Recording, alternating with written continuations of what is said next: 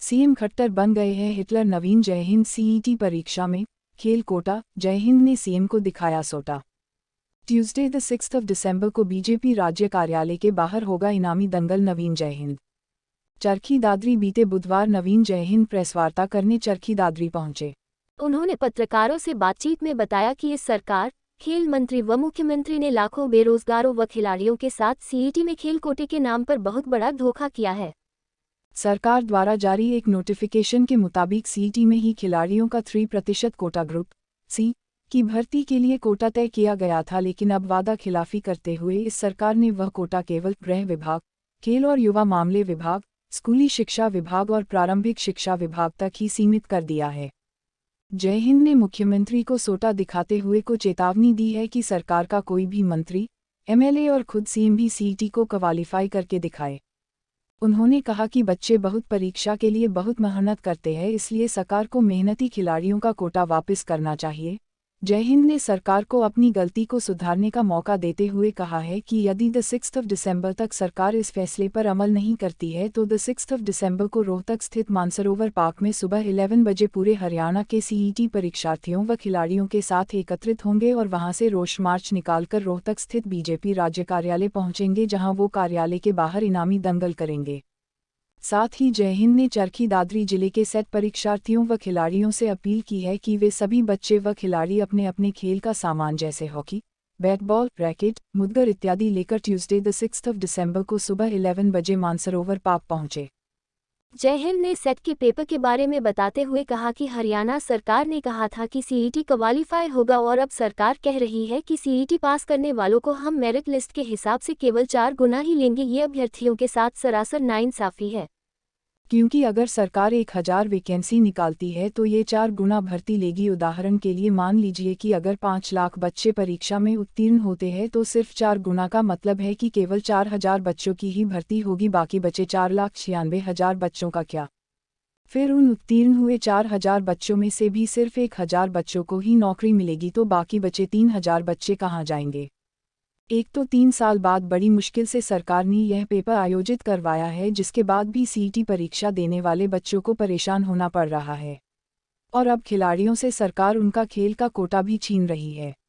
जय हिंद ने ध्यान दिलाते हुए कहा कि करीब 6 महीने पहले सरकार ने खिलाड़ियों का खेल कोटा खत्म कर दिया था, जिसके बाद हमने सोटा उठाया, लेकिन जैसे ही सरकार को एक बड़े आंदोलन का आभास हुआ तो सोटे के डर से सरकार ने खिलाड़ियों का 3% खेल कोटा वापस से बहाल कर दिया था।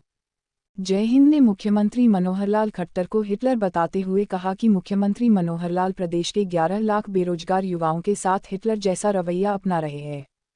साथ ही जय हिंद ने मुख्यमंत्री को हिदायत देते हुए समझाया कि मर्द अपनी जुबान का पक्का होता है, सिर्फ मूंछ रखने से कोई मर्द नहीं बनाता। जय हिंद ने सबूत दिखाते हुए बताया कि मुख्यमंत्री मनोहर लाल, खेल मंत्री संदीप सिंह व आईपीएस पंकज कितने झूठे हैं, जिन्होंने अपने सोशल मीडिया के माध्यम से सरकार का गुणगान करते हुए खिलाड़ियों को उछला है। पहले तो इन्होंने खिलाड़ियों का 3% कोटा बहाल करने का प्रचार किया, जिसकी इन्होंने प्रदेश भर के अखबारों में भी खबर निकलवाई, और फिर खिलाड़ियों के साथ छल करते हुए कोटे को 80 विभागों को जगह केवल 3 विभागों तक सीमित कर दिया। जय हिंद ने मांग उठाई है कि हरियाणा खेल मंत्री संदीप सिंह को तो खिलाड़ियों के साथ इंसाफ न करने के चलते इस्तीफा दे देना चाहिए, क्योंकि खुद एक खिलाड़ी होते हुए वो खिलाड़ियों को भी न्याय नहीं दिला पा रहे हैं। जय हिंद आगे यह भी बताया कि अगर सरकार 50,000 नौकरियां निकालती है तो खेल कोटे के 3% के हिसाब से लगभग 1700 खिलाड़ियों को ही नौकरी दी जाएगी, लेकिन क्या सरकार केवल 3 विभागों के अंदर ही इतने खिलाड़ियों को नौकरी देने में सक्षम है?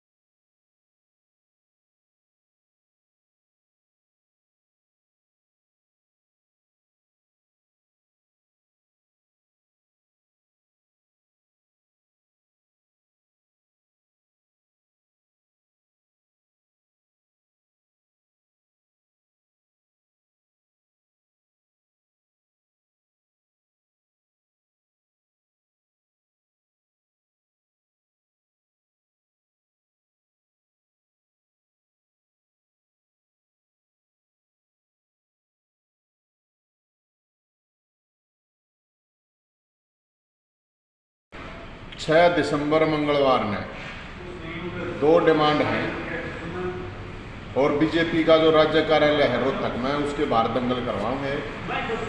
2 डिमांडों के लिए, पहली है CET क्वालिफाई करो और दूसरा है ग्रुप C का खेल कोटा बहाल करो। खिलाड़ियों के साथ भी धोखा, बेरोजगारों के लिए भी धोखा। तो उस धोखे के खिलाफ रोहतक में इकट्ठे हुए राज्य कार्यालय जो बीजेपी का है, और खट्टर साहब को हम ये कह रहे हैं मर्द की जुबान आया है, अपनी जुबान पर हो। आपने कहा था अब कोटा 3% पूरा नुकानू मिलता रहेगा। आपने कहा था CET क्वालिफाई करेंगे, तो अब CET क्वालिफाई नहीं कर रहे, कह रहे 4 गुना को ही रखेंगे। तो CET क्वालिफाई और खेल कोटा बहाल करो, इसको लेके 6 दिसंबर मंगलवार को रोहतक में बीजेपी कार्यालय के बाहर प्रोटेस्ट करेंगे, दंगल होगा।